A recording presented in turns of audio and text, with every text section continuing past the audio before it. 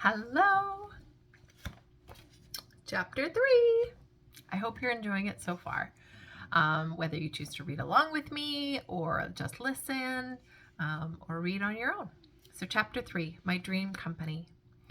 I spent 25 years building a career in a business world dominated by men. I can honestly say that when I retired in 1963, thoughts of organizing my own company never entered my mind. But I had some general opinions regarding the structure and operation of a successful business, and some specific opinions about how women might overcome the obstacles I had encountered. So I decided to write a book. My career had evolved into the area of staff development and training, so I thought of this as a guide for career women. I began by listing all the good things I had observed in my professional career, and how I felt a business should be conducted in accordance with the Golden Rule. If an employer would treat employees and customers as he or she wished to be treated, all would be perfect. All would profit. As my list grew, I began to dream of a company in which women had the opportunity to fully utilize their skills and talents. They could, in fact, enjoy the rewards appropriate for any goal they were smart enough to reach. Wouldn't it be marvelous, I kept thinking, if someone would actually start such a company? I'd love to work for an organization like this. Suddenly, I realized that I didn't have to just sit and wish. I could start that dream company myself. All I needed was the product that women would be comfortable selling. One night, as I was preparing for bed, the answer came to me and seemed so obvious. The skincare products that I loved and had been using for years would be perfect for my dream company. I discovered these products in the early 1950s as a Stanley Home Products party. This particular party was attended by about 20 women whose ages ranged from 19 to 70. As I demonstrated the Stanley products, I kept looking at the people who were gathered before me and wondered how women of such varied ages could each have a perfect complexion. It was the year those pink light bulbs came on the market that promised to make everyone look as if she were bathed in candlelight. But just light bulbs could not explain the beautiful complexions I was observing. After my sales presentation, we gathered in the kitchen for coffee, and it was here that I noticed my hostess handing out little white jars with black tops and penciled labels. As she distributed the items, she made notations in a composition book and gave instructions, such as, "Now let's see, you've used number 3 for 2 weeks, so use number 4 for 17 days. This was surely the secret of those beautiful complexions. Because the hostess had not offered me any of these creams, I asked, "What are you doing?" She explained that these people were her guinea pigs, and that she felt she could take credit for the skin of everyone in that room. Everyone except me. Then she examined my skin carefully and discovered that I had a problem with whiteheads. In front of 20 women, she also added, "And you have aging skin." Not a particularly flattering statement, but of course, I knew that it was true. That night, she gave me a shoebox containing the products that were predecessors of today's Mary Kay Basic set. What we know as Skin Freshener was one of her old prescription bottles, and the other products were packaged in recycled jars. A direction sheet was in the box, complete with very poor grammar and misspelled words. I must have looked a little dubious when I saw how these items were packaged, because the women around me began telling me of the remarkable improvements in their complexion. It was true that they all looked great, but in the back of my mind I thought, this just can't be all that good. She's really got these women brainwashed. It took me a day or two to even try the shampoos she had given me, but one afternoon I gave myself a facial. When my 10-year-old son Richard came home from school, he gave me a kiss on the cheek and said, "Gee, Mom, you feel smooth." I knew that I was onto something. Soon I was a loyal fan, eager to learn all that I could about the origin of these wonderful skincare products. My former hostess told me that she had received the formulations from her father, a tanner of hides. He had noticed that his hands looked younger than his face, and his only explanation that his hands were constantly in the solutions he used in his work. He decided that if these tanning solutions could turn stiff, ugly, big pored hides into soft leather like a glove, they must be doing the same thing for his skin. So he began to experiment by putting modified tanning solutions on his face. When he died at the age of 73, His experiments had given him the skin tone and elasticity normally seen in much younger men. He had proven his point, but no woman would ever do what he had done, because his face tanning process was time-consuming, smelly, and obnoxious. Everyone except his daughter ridiculed his idea. She moved to Dallas to study cosmetology and eventually modified his formulas into creams and lotions gentle enough for a woman's skin. It was these products that I had seen her in her kitchen the night of my sales presentation. For several years, I returned to her home, bought the odd-shaped little jars, and introduced the wonderful products to my family and friends. My own mother became an ardent consumer. One Thanksgiving, Mother was too ill to travel, so I went to Houston to visit her. During much of my visit, she felt so bad about her appearance that she didn't even want to come out of her room. I left a portion of my skincare products and said, "I don't know if they will help, but they've done great things for my skin. Give them a try." She did, and she began a daily program with night cream, cleansing cream, mask, skin freshener, and foundation. When I visited at Christmas, my mother had also become a firm believer in the special products. She was so faithful to her skincare regimen that when she died at the age of 87, her skin was beautiful, and few people believed she was more than 60. I knew that the products were special, so in 1963, I bought the original formulas from the Tanner's heirs.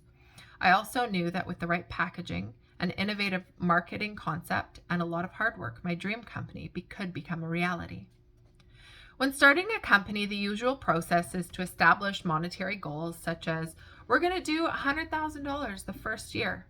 So it's natural that I'm often asked about my financial objectives when we first started Mary Kay Cosmetics. My answer usually surprises people. I didn't have any. My objective was to give women the opportunity to do anything they were smart enough to do. And so to me, P&L meant much more than profit and loss. It meant people in love. A few years before developing the idea for Mary Kay Cosmetics, I remarried, and until his fatal heart attack, my husband handled the administrative end of our business plan, while I was in charge of marketing. Often he would explain to me how we had to buy our goods at one price and sell them for X amount more to the customer. That's how a business keeps from going broke, Mary Kay, he said. His advice just went in one ear and out the other.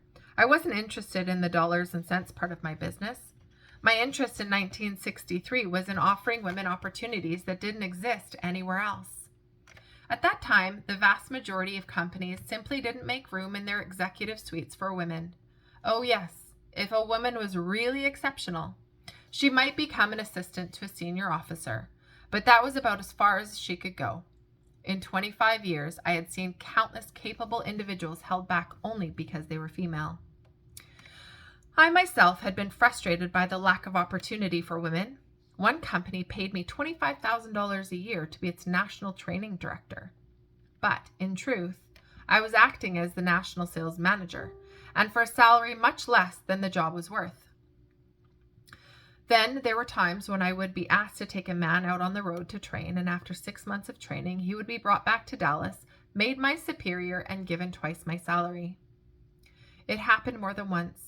What really angered me was when I was told that these men earned more because they had families to support. I had a family to support too. In those days, it seemed that a woman's brain were worth only 50 cents on the dollar in a male-run corporation. Even more insulting was the way a woman's ideas were rarely respected.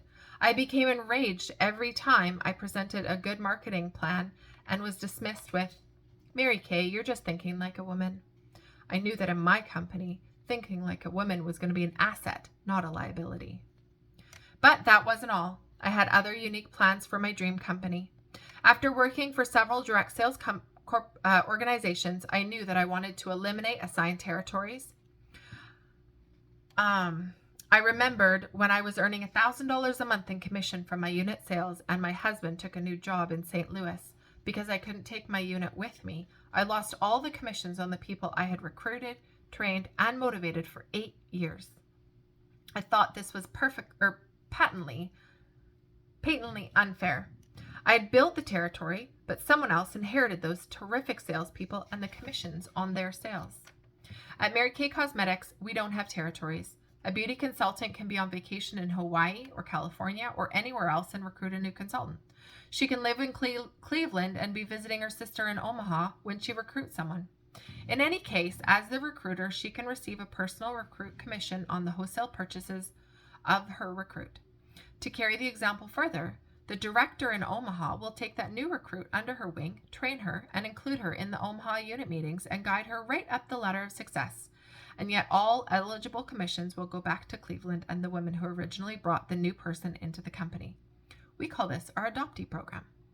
The Omaha recruit may go on to recruit additional people, and as long as she and her Cleveland sponsors stay active within the company, the recruiter can receive commissions on the recruit's sales activity.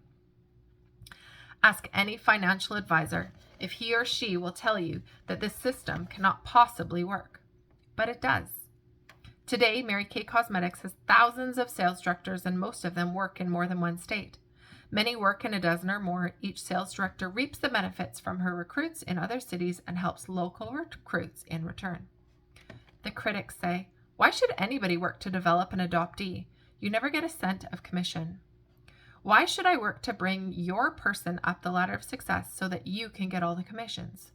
You're crazy. But our sales directors don't think that way.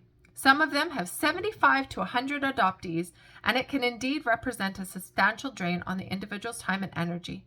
But each sales director thinks, "I'm helping her, but someone else is helping my recruits in another city."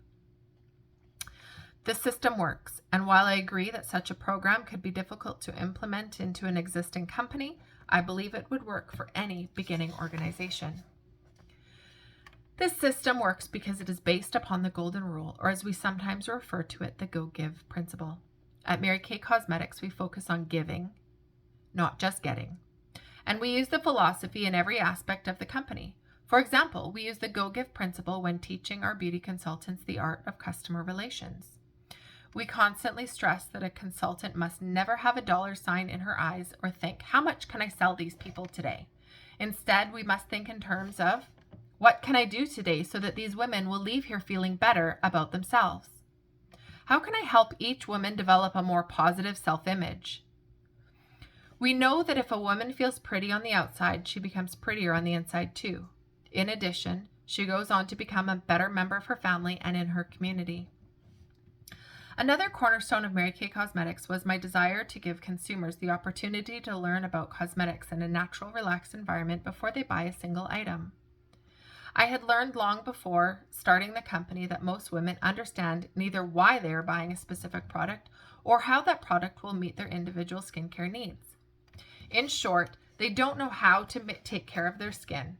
The normal pattern is to buy a jar of this from a department store and buy a jar of that from the drugstore and something else from someplace else, and then use it all together in a haphazard fashion. I knew this was true because I had done it myself. I had bought hundreds of dollars worth of cosmetics and never used. They all looked terrific in the store, but when I got home, they never seemed to do what I expected. I saw this situation as a wonderful opportunity to teach women about total skincare. To accomplish this, I created the small sales presentation or skincare class for no more than 5 to 6 women. While other direct sales companies stressed parties and asked a hostess to provide 12 to 25 people for the product demonstration, I realized that such a system created numerous problems. First, how many hostesses felt their home could hold a crowd of this size? Others would say, "I must serve refreshments and I don't have that many good cups." But most of all, everyone recognized that such large demonstrations were impersonal. I wanted our consultants to work with small groups so that each person received personal attention. When instructing just 5 or 6 people, our consultant can evaluate the needs of each woman and answer every question. She can, for example, teach a woman how to cleanse her skin, how to make her lips look thin or full, how to use contouring techniques to make her face round, make her round face appear more oval, personalizing the beauty process became our specialty. I wanted every woman to leave a Mary Kay skincare class knowing how to properly maintain healthy skin, as well as the best ways to use cosmetics to enhance her own natural beauty. As the popularity of our methods grew, we were approached about selling Mary Kay products in department stores. But that was not the answer for us. Most women are too self-conscious to remove their cosmetics in a public place or to take shopping time for a lengthy consultation. And without proper instructions, a woman could look like Linda without proper instructions, a woman could look like Linda Evans in the store and Dracula when she tried to recreate it at home. In a home environment, each woman can learn to apply her own makeup in front of her own mirror and in natural light. Once this instructional process is complete, she can correctly apply what she learned today, tomorrow, and forever. Equally important is the fact that when a woman has an opportunity to learn about skincare in this way, she will buy only those products that meet her individual needs. As I've indicated, our policy at Mary Kay skincare classes is to instruct, not to sell. In fact, we attract many beauty consultants who wouldn't be with us if they had a high pressure customer. But all these women do share two personality characteristics. They like helping people and they like presenting new ideas and important information. Every successful consultant enjoys presenting our products in an enthusiastic and knowledgeable manner. In short, everyone loves being a skincare teacher. In keeping with our educational philosophy, we are one of the few companies to offer an unconditional money-back guarantee. After all, if you try a product and learn that it's inappropriate for you, that too is progress. For when you do make the correct choice, you will become just the kind of consumer we like to see. Another problem I intended to avoid in my dream company was the difficulties encountered when the customer receives her merchandise 2 or 3 weeks after purchase. Personally, I'm too impetuous for that. When I want something, I want it right now. I don't like waiting 3 weeks. After all, in 3 weeks, I may forget why I wanted it in the first place. These distribution problems are always magnified when a direct sales company tries to maintain a product line of several hundred items. No independent beauty consultant can have such an inventory available for immediate delivery. So at Mary Kay Cosmetics, our philosophy is to purposely limit ourselves to a minimum number of essential skincare and glamour items. We encourage each consultant to take an order, deliver the product, and collect her money the day of the sales presentation. We don't require our consultants to purchase any specific quantity, but those who do maintain an adequate inventory quickly learn that people will buy more readily when they can take their products home with them. I told you at the beginning of this chapter that I wanted to give women an opportunity to reach their full potential. Marketing strategies, revolutionary commission procedures, product delivery, and distribution techniques were all essential elements of my plan. But I realized that none of my dreams would last if I couldn't establish a sound fiscal policy, and yes, that does mean money. I had to face dollars and cents. My problem was how to maintain our company's solvency and still provide our consultants with the best possible commission scale.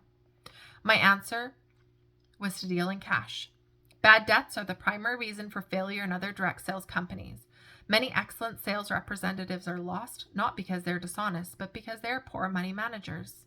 At Mary Kay Cosmetics, our consultants and directors pay in advance for every item of merchandise, and they pay with a cashier's check, money order, Visa, or MasterCard.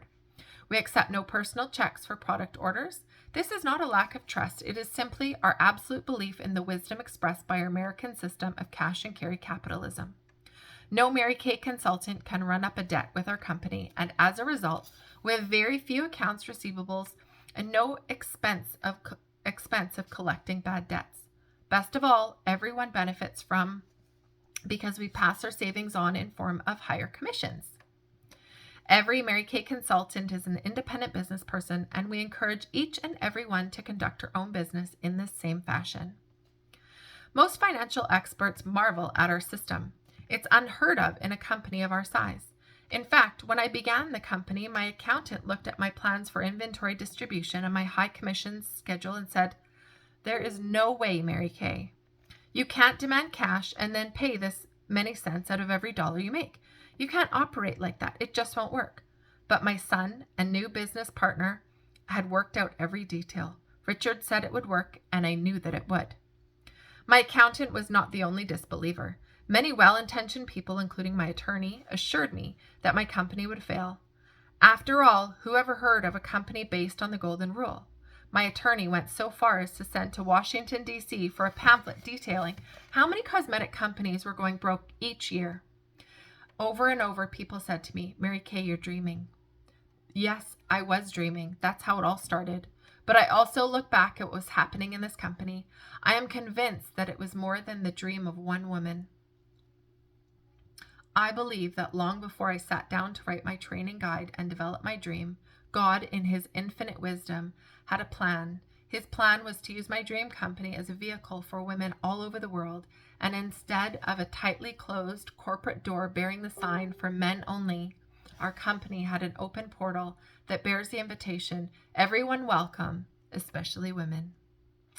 So there is chapter 3, My Dream Company. I hope you enjoy.